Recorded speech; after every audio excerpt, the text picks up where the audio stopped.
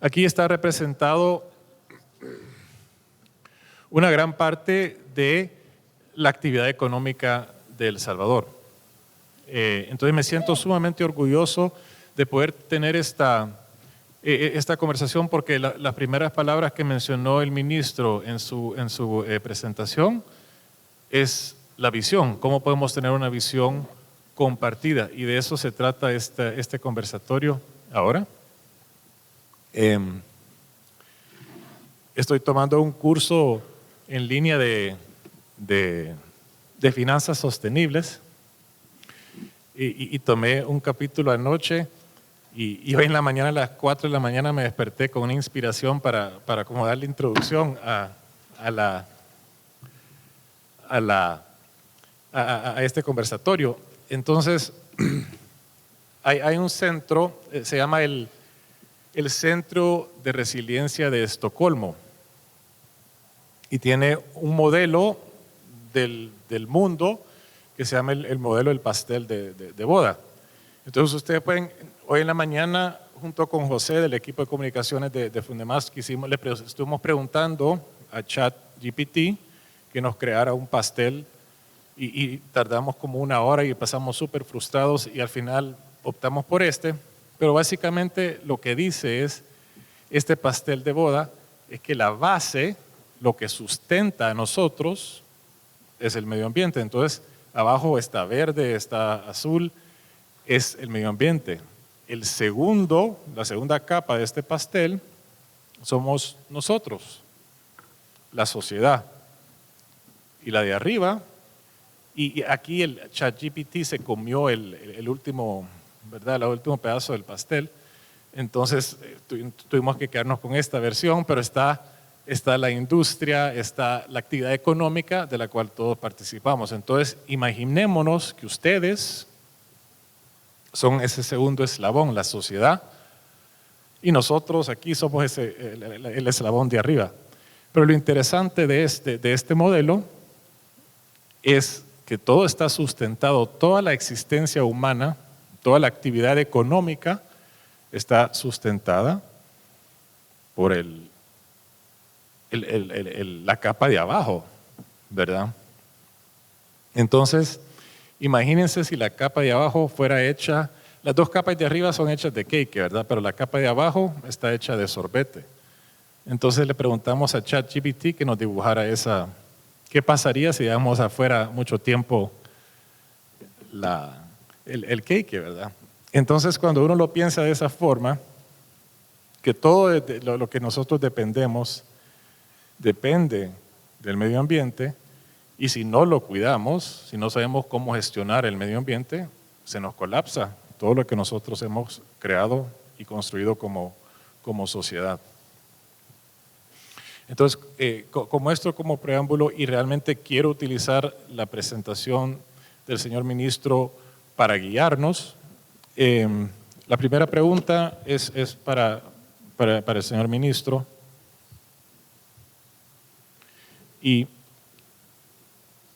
hablamos de cambio climático, pero Maite, la directora de temas medioambientales de Fundemás, habla de una triple crisis planetaria, donde no solo está el cambio climático, pero está la contaminación y la pérdida de biodiversidad. Señor ministro, ¿cómo debemos entender el tema? Porque muchos nos centramos en el tema de cambio climático, pero hay una interdependencia entre la contaminación y la biodiversidad. ¿Cómo debemos entender el tema? Bueno, gracias. El tema de cambio climático se le llama de muchas formas, como dicen, crisis planetaria, crisis climática, etcétera. Yo creo, y por eso es que en la presentación siempre hablamos no solamente de lo que pasa, no solamente de las lluvias, no solamente de los huracanes, sino de los efectos. Es decir, cómo aterrizamos el concepto de cambio climático, y creo que el lenguaje común que hablan las personas es cómo afecta la productividad o cómo afecta la actividad económica. Entonces, básicamente, cómo nos afecta a nosotros es que son eventos hidrometeorológicos que suceden cada vez más frecuentemente y son cada vez más extremos. ¿A qué nos referimos cuando son cada vez más extremos? Que podemos tener un mes con sequía en una parte del Salvador y en el extremo opuesto tener inundaciones, tener 10 días de temporal en un departamento y tener sequía meteorológica en otro lugar. Estos extremos, que no solamente los podemos expresar de esa forma, sino también en el mismo lugar, podemos tener una semana llena de lluvia y una semana sin lluvia. ¿Cómo afecta eso a la producción agrícola, por ejemplo? ¿O cómo afecta a la industria? Lo que hablábamos de un cierre de carretera, de un deslizamiento de tierra. Entonces, por eso es que nosotros nos centramos bastante en los efectos del cambio climático. El concepto de cambio climático no es nuevo. El concepto de cambio climático básicamente habla de un aumento en la temperatura del planeta y debido a esto, pues, suceden todos estos fenómenos meteorológicos que pueden afectar a las personas. Entonces, para entenderlo, pues creo que el concepto de cambio climático o de triple crisis, ambos conceptos son válidos, pues, porque también no solamente tenemos esta amenaza de los eventos meteorológicos, sino que nos tenemos a nosotros mismos. Porque independientemente si hay o no hay huracán, los que contaminamos somos nosotros.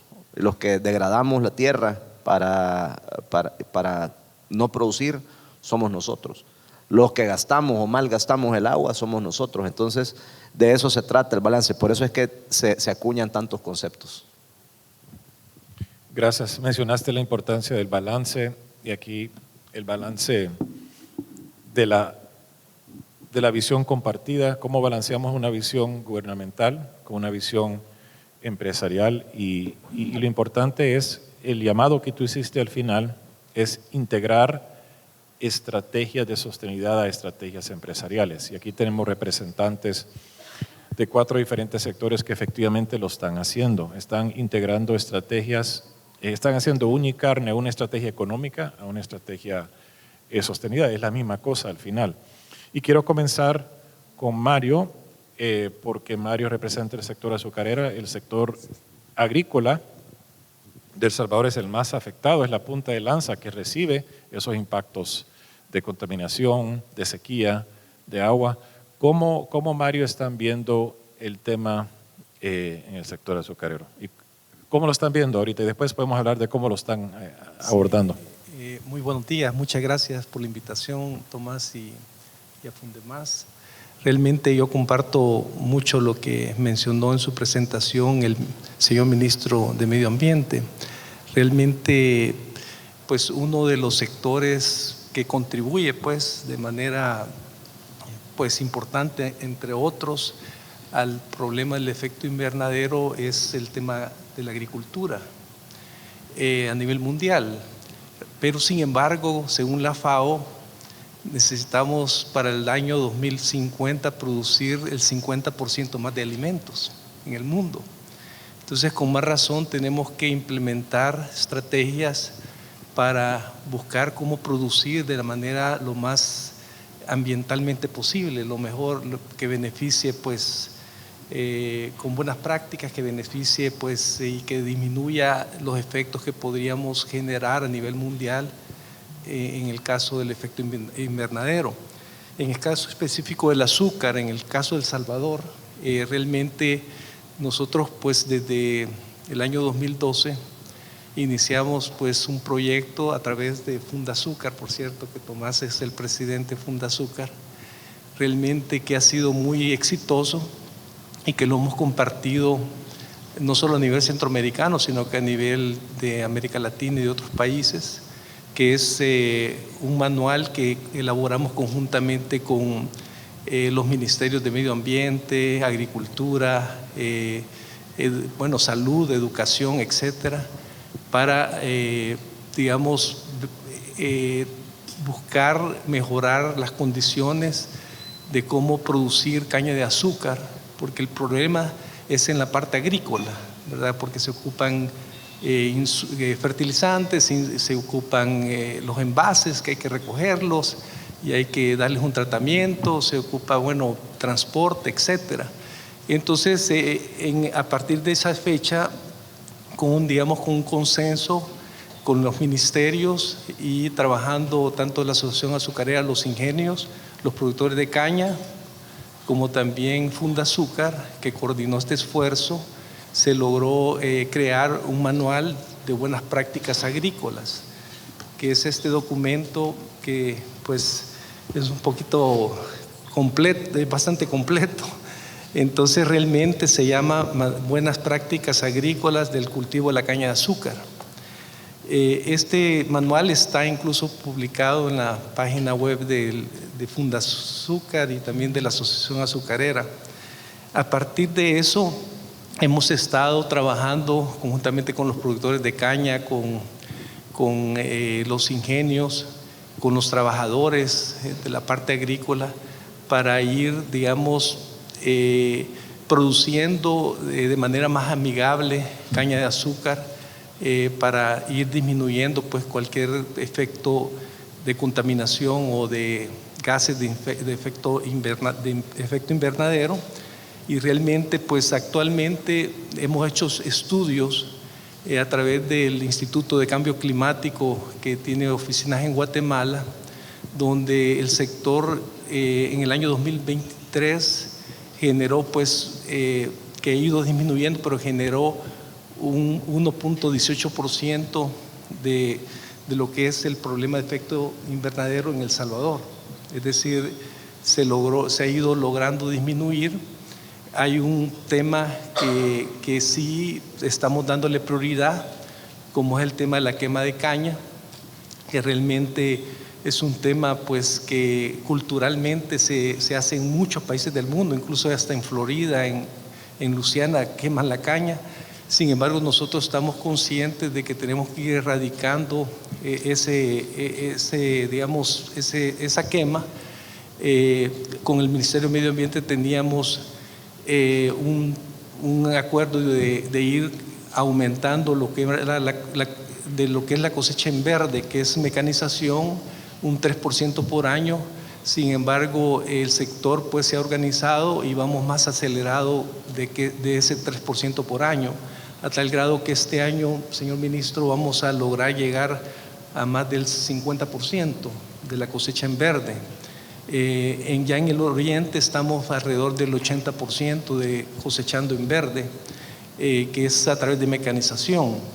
Realmente nosotros estamos totalmente conscientes de que tenemos que ir contribuyendo, como mencionaba el ministro, a ir disminuyendo los efectos de invernadero. Por ejemplo, hay algo que es positivo también, que con la generación de energía eléctrica, que nosotros contribuimos alrededor del 8% de la generación del país, realmente hemos logrado también disminuir sustancialmente o compensar sustancialmente el efecto, digamos, los gases de efecto invernadero que genera el sector. La realidad, nosotros estamos totalmente claros de que tenemos que seguir trabajando en esa vía, y realmente nos encantaría pues compartir con todos ustedes este manual de buenas prácticas, porque realmente ha sido un manual que en el 100% ya de la producción de los productores de caña se ha implementado. Estamos utilizando productos etiqueta verde, en temas de los insumos agrícolas, estamos dándole tratamiento a los envases, estamos mecanizando para el tema de disminuir las quemas, y esperamos que en un corto plazo pues esperamos llegar casi al 100% de la cosecha en verde, y realmente estamos trabajando en todas las áreas para poder disminuir lo que es ese efecto que se genera a través del sector. Como mencionaba el ministro, sí, el otro problema es el tema del agua, Nosotros también hemos hecho estudios también a través del Instituto de Cambio Climático sobre la huella hídrica, y realmente en eso el sector es de los que menos, digamos, utiliza agua, porque realmente nosotros dependemos casi en un 80%, bueno, en casi un 100% del agua que llueve durante el invierno, y realmente somos un sector que infiltra mucha agua y que evita que esa agua se vaya digamos, a los ríos o al mar y que deforeste. Pero realmente estamos también en el mismo manual de buenas prácticas, hay digamos recomendaciones de cómo utilizar de manera bastante eficiente el agua para uso agrícola y también para la parte industrial. Pero realmente nosotros pues con todo gusto podemos seguir después si tienen alguna pregunta comentándoles, pero realmente estamos totalmente conscientes en que tenemos que seguir avanzando en esta vía. Perfecto, gracias. Gracias, Mario.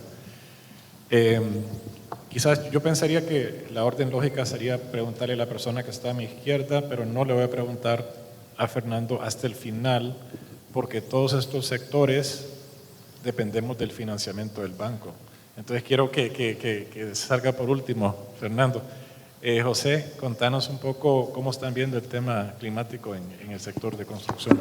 Sí, bueno, nosotros, el sector construcción, pues somos, siempre lo decimos, somos la cara visible del desarrollo de una economía, ¿verdad? Somos visibles porque inevitablemente cualquier cosa que nosotros hacemos se ve, se siente, se escucha, crea un montón de cosas que van alrededor de lo que nosotros hacemos, y es porque en realidad somos un sector transversal. Nada puede existir si no hay construcción, y no podemos parar el desarrollo de un país y no podemos parar el desarrollo del mundo. Esa es una realidad, porque muchas veces nos dicen, mira, pero lo que pasa es que ustedes dependen de esto, y le decimos, sí, pero es que los demás sectores también dependen de nosotros.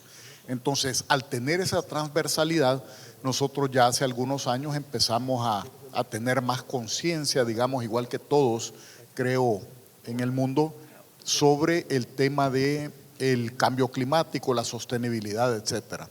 A tal grado que llegamos nosotros a entender y a conceptualizar que ya la parte de hablar de sostenibilidad ya no es una moda, como en algún momento se dijo, esta es una moda. Por ahí el ministro dijo, bueno, mire, los que abrazan árboles, vea, etcétera, que no está mal, pero pasó de ser una moda a ser una tendencia y ahora a ser una realidad.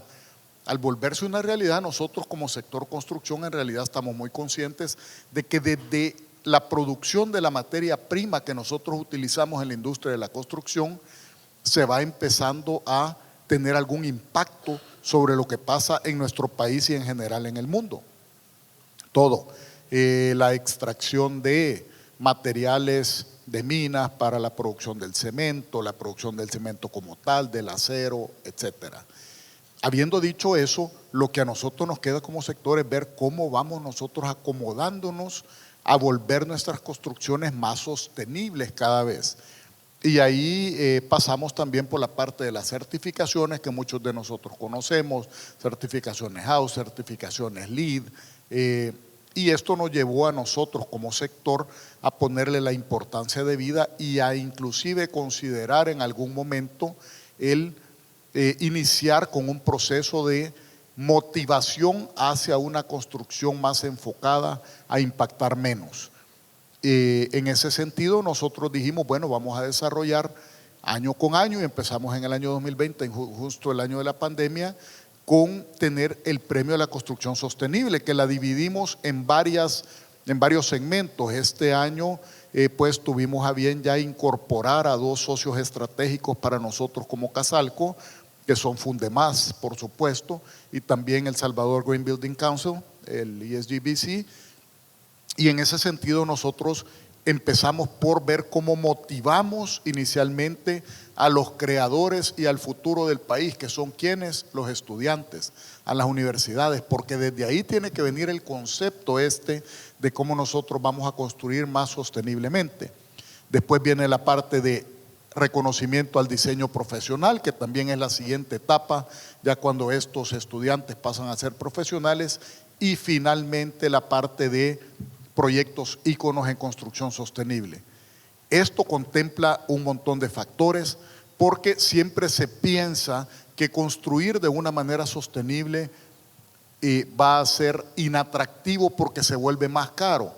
Y en realidad pudiese ser que tenga un impacto en la parte económica, y lo tiene, pero no es un impacto tan grande como para que no valga la pena considerarlo para futuro, porque hay muchas cosas que no solo dependen de utilizar materia prima o técnicas de construcción más caras, sino que también de ponerle más sentido, más atención a cómo nosotros vamos a diseñar, a cómo nosotros vamos a construir y a cómo nosotros vamos a utilizar de una mejor forma los recursos naturales.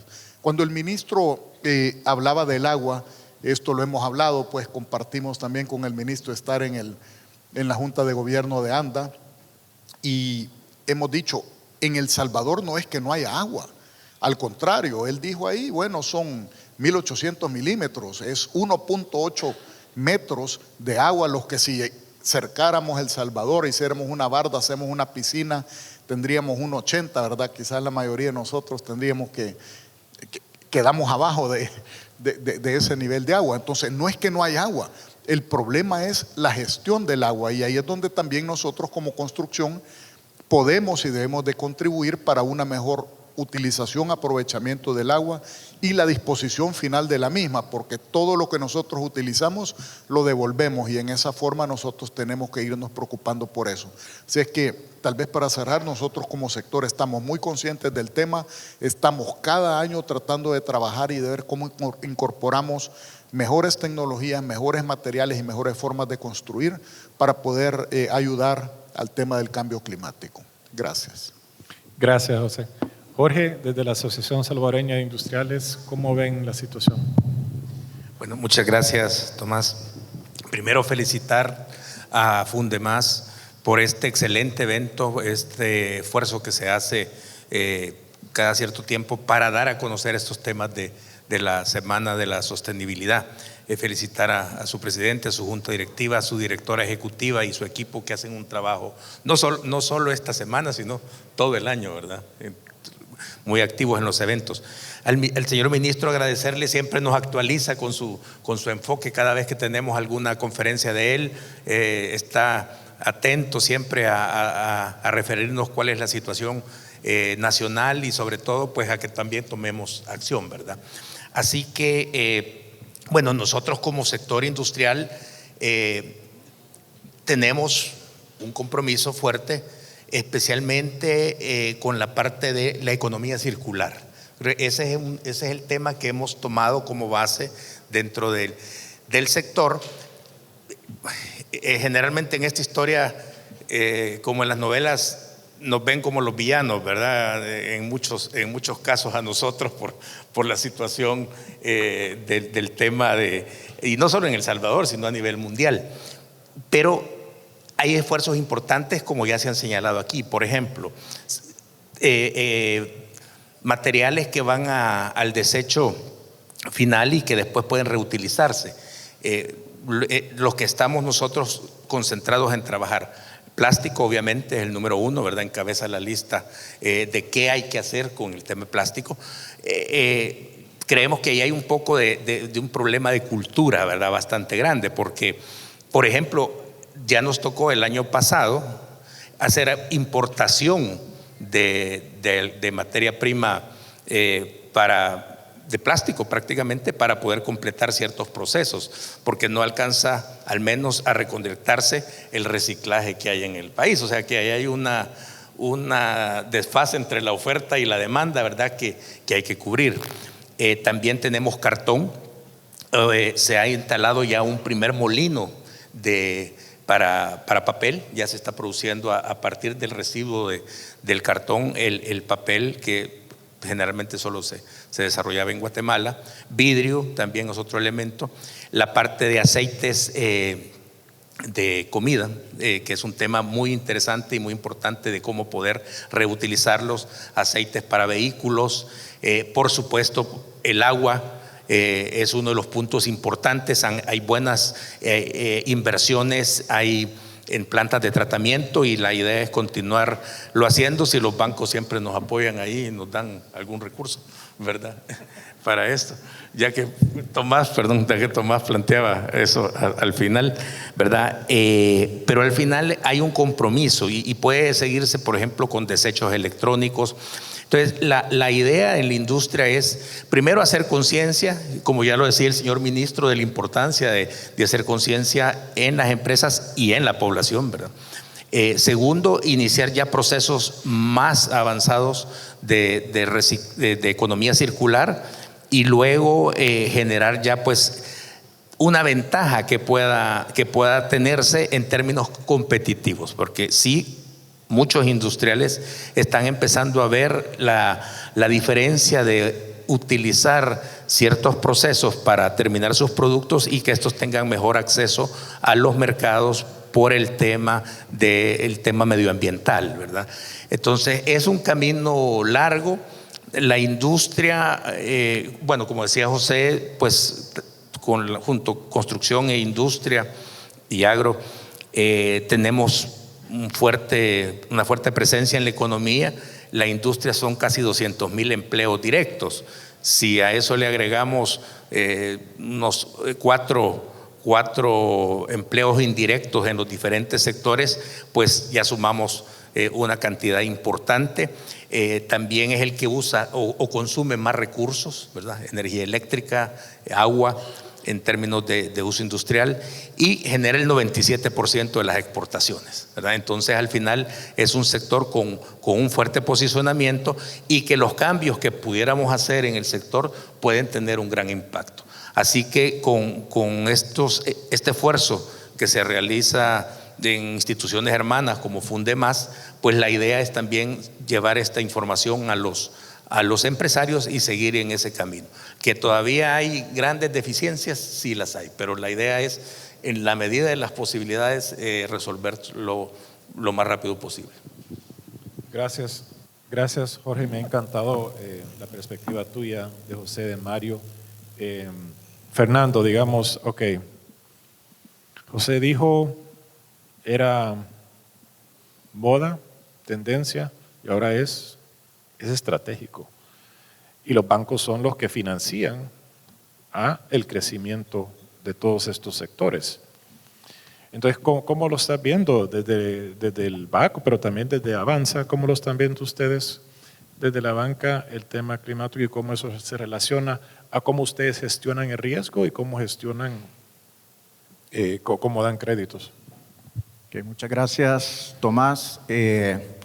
Muy agradecido de estar aquí en esta mesa para poder contarles un poquito lo que hacemos con BAC, estar aquí con 3 de las principales gremiales y principalmente con nuestro ministro de Medio Ambiente, ¿verdad? Que es quien al final coordina todas estas estrategias. Nosotros como banco hace un par de años redefinimos nuestro propósito y dijimos que íbamos a reimaginar la banca para llevar prosperidad a las comunidades en que servimos. Un propósito súper fuerte para un banco comercial, porque al final de cuentas nos hace pensar claramente que cada cosa que hacemos nosotros tiene un impacto hacia nuestra sociedad. Y de ahí pues el tema de llevar desarrollo a las comunidades a las que servimos.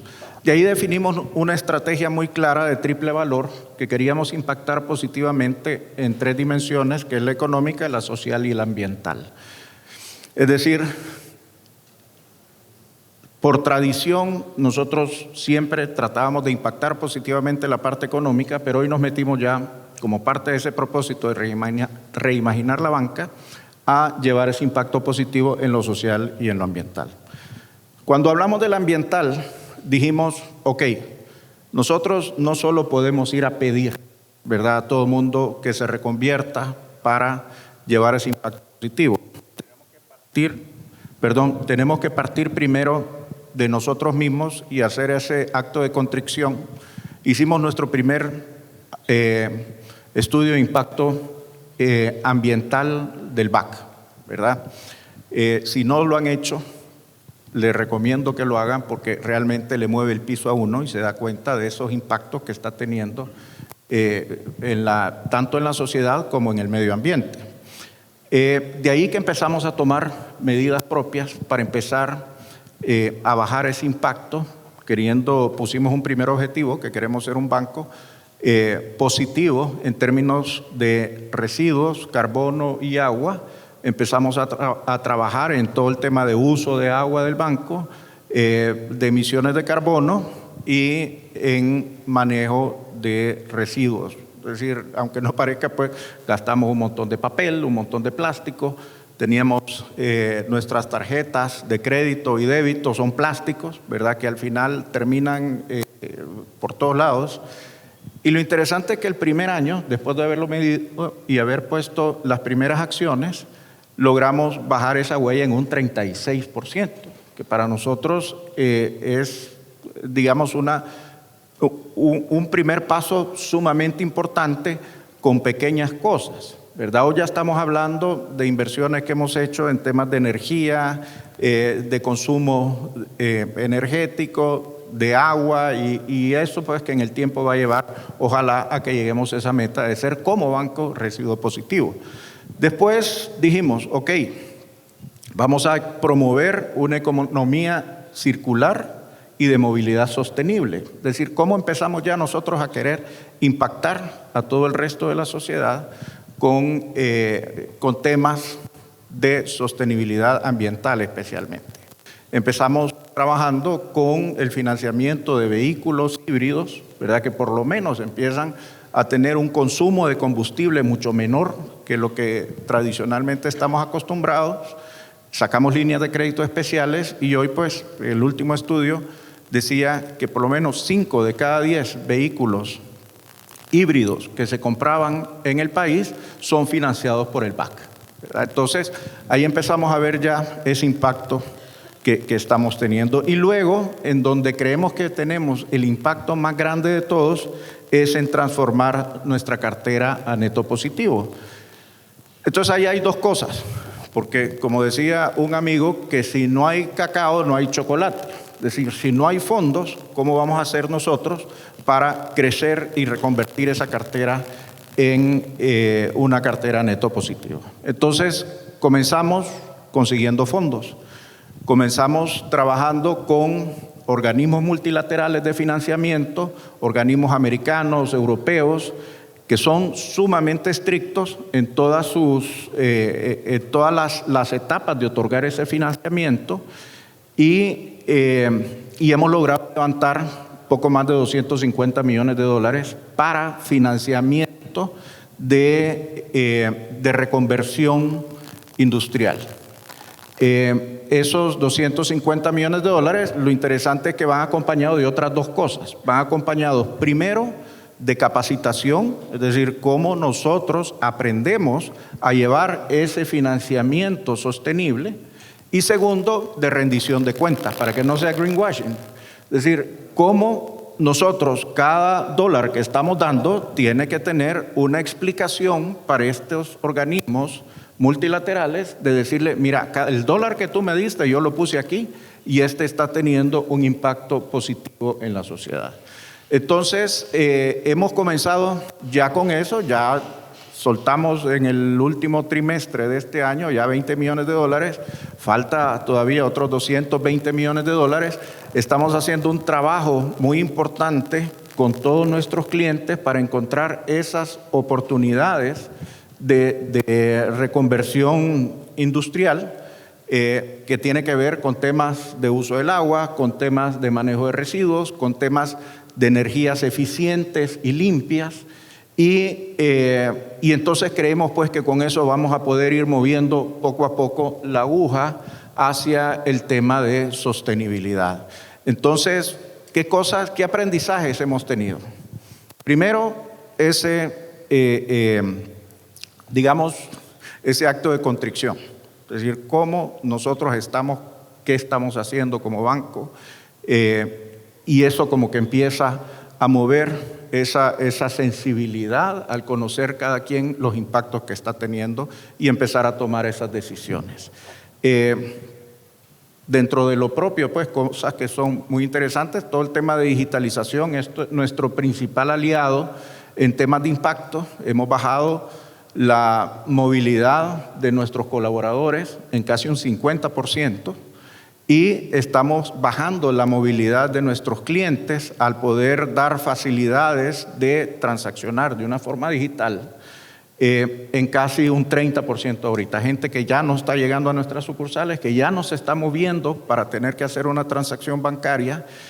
Y lo otro, que también es interesante a través de la digitalización, que por lo menos en los últimos 6 meses hemos bajado casi 1 millón de papelitos, de vouchers, que ya no se están imprimiendo. Entonces, hay que ver por los dos lados qué hace uno y qué podemos hacer para mover nuestra sociedad y nuestras industrias para que vayan también tomando esas iniciativas. Tenemos un país precioso que yo creo que con un poco de visión podríamos ser autosostenibles en alimentación y energía, ¿verdad? Porque tenemos sol, tenemos agua, tenemos tierra. Y yo creo que con un poco de visión en el tiempo, ojalá algún día alcancemos ese sueño. Gracias, Fernando. Mi reflexión inicial, después de escuchar a todos, es que quizás yo en lo personal soy excesivamente exigente con temas de sostenibilidad y nunca pienso que hacemos suficiente. Y lo que he visto ahora es que acá en El Salvador realmente estamos haciendo un montón. Es realmente impresionante y felicito a todos. Mencionaste, Fernando, el propósito del banco. El propósito de Fundemás es que creemos en la mejor versión de El Salvador. Y aquí, y no es que nosotros decimos cuál es la mejor versión de El Salvador, pero hoy día hemos visto que desde cada uno de estos sectores ustedes están creando esa mejor versión de El Salvador, esa versión sostenible, esa visión que mencionó el señor ministro, y lo que estoy viendo es cómo es una visión compartida, realmente.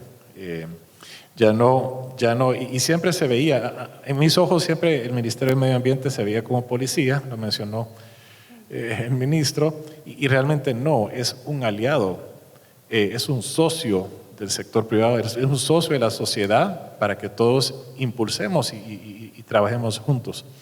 Tenemos 10 minutos, entonces quizás palabras de cierre. Señor ministro, esa visión compartida se manifiesta en diferentes formas desde el ministerio, pero digamos que los NDCs que mencionaste en la presentación son lo que El Salvador propone al mundo, que son los temas que nosotros vamos a trabajar como país para el tema de mitigación, más que todo mitigación, ¿verdad? No adaptación o de todo.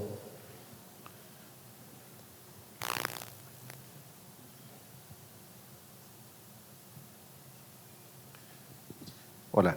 ¿Es solo mitigación los NDCs? Hay mitigación y hay adaptación también. Ok.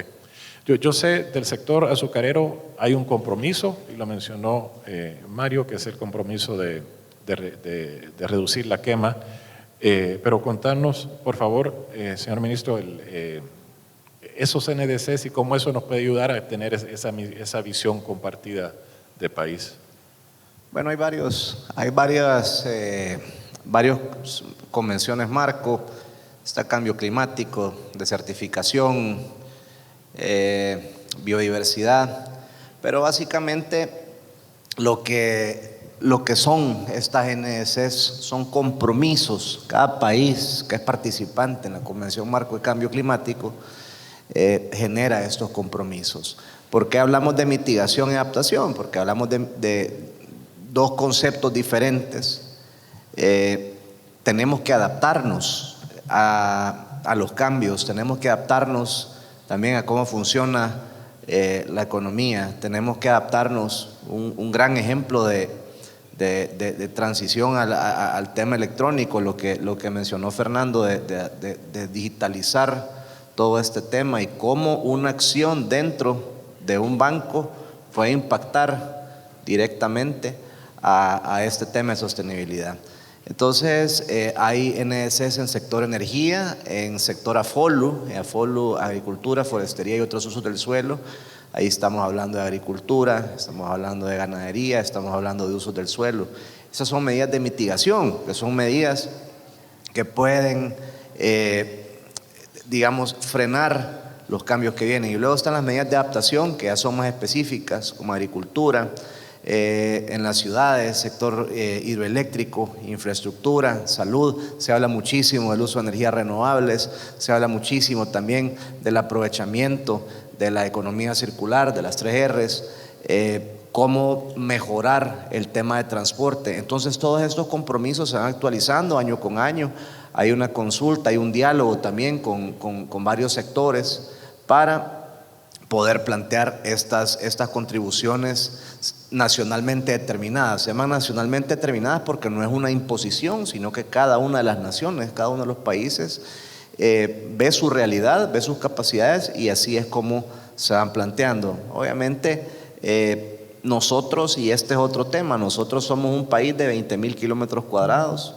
No podemos, si hablamos en tema de emisiones, por ejemplo, del sector transporte, que representa una de las emisiones más altas que tiene El Salvador, no podemos compararnos contra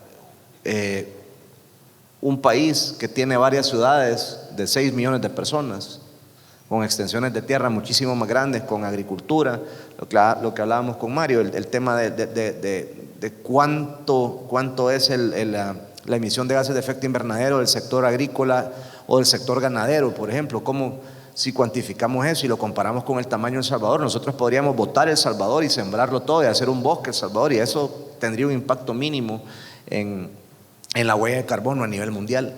Entonces, pero para eso sirven las NDCs, para que las naciones, para que los países se comprometan y puedan desde adentro hacer más o menos lo que hablamos del Life Cycle Assessment, pero un poco más amplio a nivel de país, y poder tener estos compromisos para bajar las emisiones y para dejar obviamente una menor huella de carbono. Gracias, señor ministro. Mario, Fernando, José y Jorge, tenemos poco tiempo. Palabras de cierre. Yo siempre me salgo del guión, entonces voy a hacer una pregunta que puede estar en el guión o puede estar fuera del guión, ahí ustedes escojan. La pregunta es, y puede ser como una pregunta, bueno, dirigida hacia el ministro o hacia la audiencia, pero ¿qué incentivos necesitamos del gobierno? Mencionó el señor ministro que está creando, es como una guía de incentivos. Puede ser eso, o pueden decir un poco qué visualizan para el futuro. Han hablado de economía circular, han hablado de los premios LEED, de la construcción LEED, de los premios que están haciendo, del propósito que es, digamos, si hay un propósito país, y no sé si estoy diciéndolo bien, un propósito país que son los NDCs. Tú tienes un propósito banco, el manual de buenas prácticas, cómo se ve el futuro del manual de buenas prácticas. Ahí ustedes pueden escoger si hablan de incentivos o de una visión hacia el futuro. Y empezamos de allá. José. Bueno, la verdad que estaba pensando y me llama mucho la atención, Tomás, que tú has hablado bastante del tema del propósito.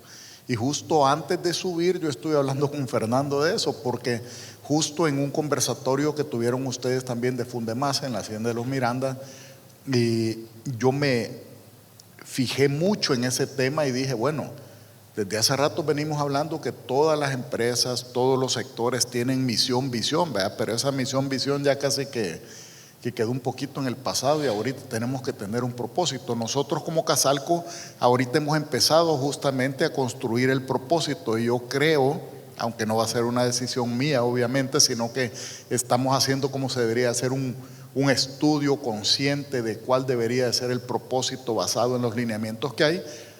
Tener un propósito que yo esperaría que tenga que ver algo con cómo nosotros vemos nuestra industria y el progreso de los países a futuro basados en un propósito real. En ese sentido, decirles que nosotros tenemos que continuar con el desarrollo. Me impactó mucho lo que dijo ahorita el ministro, pues pudiéramos agarrar y sembrar todo El Salvador y no tener nada, pero y luego ¿a dónde vamos a vivir, verdad?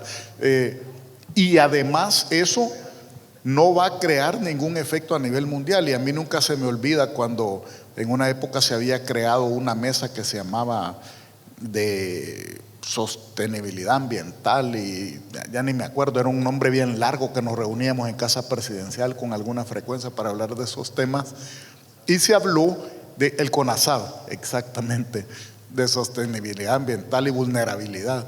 Y entonces, y nos sentábamos en una mesa enorme y platicábamos y hablábamos de todos los temas estos.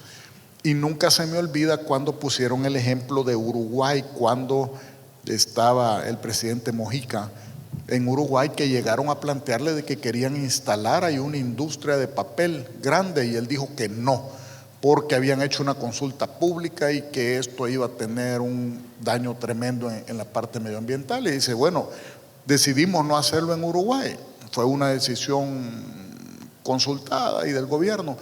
Sin embargo, dijo, vinieron y lo fueron a hacer justo a la par ahí en Brasil. Entonces el impacto a nivel mundial probablemente fue el mismo, y debemos de buscar nosotros otro tipo de soluciones, ¿verdad? Yo no digo que vamos a depredar, porque muchas veces al sector privado se le ve como todos los ores, ¿verdad? Y no necesariamente son los ores buenos, sino que son depredadores, explotadores, etcétera. Y tenemos que ver nosotros cómo luchamos para que ese concepto cambie, y la única forma que podemos hacerlo es haciendo un progreso consciente.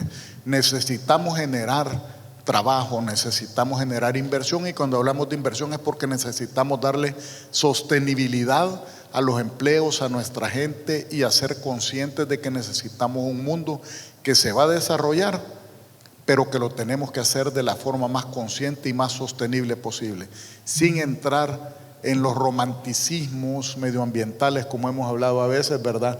Porque a veces hay un árbol que ya se está cayendo y que va a causar más daño si se cae y va a matar gente, y ya no sirve, pero si lo llegas a tocar entonces estás depredando. No necesariamente, hay que tener ese balance, que de eso se trata precisamente la sostenibilidad.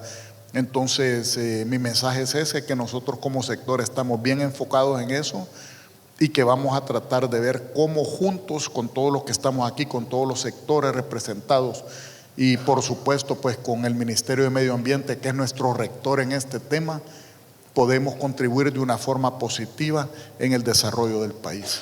Gracias. Gracias, José. Jorge, palabras de cierre.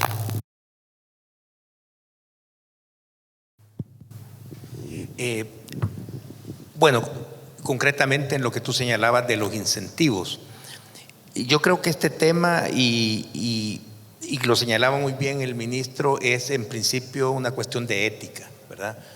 Las empresas, la sociedad en general tienen que tener una base ética sobre este tema de sostenibilidad, y segundo, la conciencia de poder ejecutarlo. Por lo tanto, ese debería ser el principal incentivo que deberíamos tener dentro del marco de empresa privada. Y segundo, porque ya los procesos, al ser más eficientes, con un sistema de economía circular, por ejemplo, van generando mayor productividad y mayor posibilidad de rentabilidad y de conseguir nuevos mercados. Yo creo que los incentivos en la industria específicamente pueden ser en otras áreas, pero en este es más que todo un tema de la responsabilidad que tiene el empresario con la sociedad y con lo que aporta adicionalmente a la parte de producción y de empleo. Gracias, Jorge. Fernando, palabras de cierre. Sí, yo creo que el tema de incentivos es bien importante para el que no tiene conciencia, ¿verdad? Y el que un incentivo lo va a mover.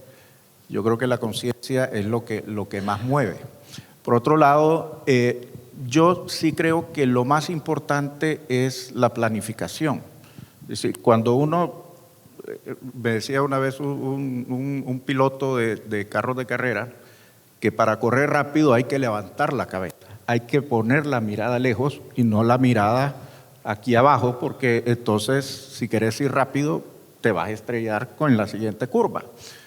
Yo creo que es súper importante la planificación, que levantemos la vista, que veamos a largo plazo y que nuestras inversiones sean con esa visión estratégica de largo plazo.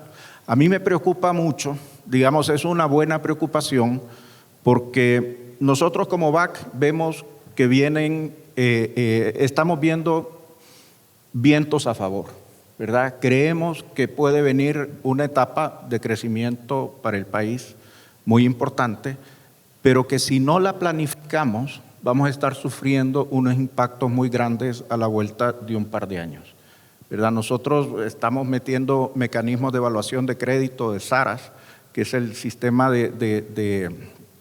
para evaluar impactos ambientales y sociales, y cada vez que llega un crédito va acompañado de eso, porque sí creemos que en el largo plazo, o sea, creemos que tenemos que planificar bien, que nuestras inversiones tienen que ser con una visión de largo plazo, si no, mucho crecimiento vamos a tener, pero a la vuelta de la esquina nos vamos a estrellar con un problema ambiental muy fuerte, o con impactos muy grandes con todo este tema del cambio climático, si no planificamos bien en el tiempo. Eso es. Gracias, Fernando. Mario, palabras de cierre. Gracias. Sí, yo creo que el mayor incentivo que podemos tener es trabajar de la mano pues, con el Ministerio de Medio Ambiente para establecer la ruta e ir, así como nosotros como sector azucarero hemos logrado pues ya establecer esa ruta, que es ir disminuyendo el efecto invernadero y ir más contribuyendo con productos amigables al medio ambiente. Creo que hay otros sectores también agrícolas, ganaderos, que también tenemos que incentivarlos para que se vayan por esa misma ruta. Otro tema importante es, digamos, que yo quería mencionar, así como nosotros producimos energía con biomasa a través del bagazo de la caña de azúcar, y eso contribuye como el 50% a disminuir el efecto invernadero que genera la parte agrícola, es decir, el cultivo de la caña. Realmente también yo quería tocar el tema del etanol o los biocombustibles. Realmente alrededor del 50% de la contaminación en el mundo la generan, digamos, los vehículos, las maquinarias que ocupan combustibles fósiles, y realmente ya hay alrededor de 60 países, entre ellos países grandes, ¿verdad?, como Brasil, Estados Unidos, la Unión Europea, Canadá, etcétera, que están ya trabajando, digamos, ya sea con mezclas utilizando etanol o biocombustibles para uso de los vehículos, y con esto el equivalente de sustituir, por ejemplo, el etanol para, digamos, en el caso de Brasil, por ejemplo, se utiliza ya el 27% de mezcla. Eso disminuye, en el caso del etanol, el 80% de gases de efecto invernadero, y creo que es un proyecto muy interesante que hay que irse sumando para lograr contribuir más a disminuir pues este problema que tenemos del efecto invernadero. Gracias, Mario. Me gustaría que el ministro haga el cierre del conversatorio. Yo quiero hacer un precierre y solo agradecerlos por la sinceridad, en particular por la sinceridad, y felicitarlos por todo lo que están haciendo en función de esta evolución hacia la sostenibilidad. Realmente he quedado impresionado y siento que la audiencia también está impresionada. Fernando, cierre. Bueno, gracias. Creo que ya aportaron bastante. Solo mencionar el tema de la ética, el rol del Estado regular. En administraciones anteriores, tal vez por estrategia, tal vez por incompetencia, no se sabe. Se frenó el tema de permisos de ambiente. No sé si era estrategia para proteger el medio ambiente, o no sé si simplemente era falta falta de aptitudes, pero el tema es que no funcionó esa estrategia para cuidar el medio ambiente. Entonces, el tema es la regulación, reglas claras y poner todo de nuestra parte, un poquito de ética, un poquito de sentido común, y creo que vamos a salir adelante. Fundemás juega un rol fundamental aquí, un rol estratégico en aglutinar a todas estas organizaciones, estas empresas, y caminar hacia una misma dirección. Así que de nuevo, muy agradecido por la invitación.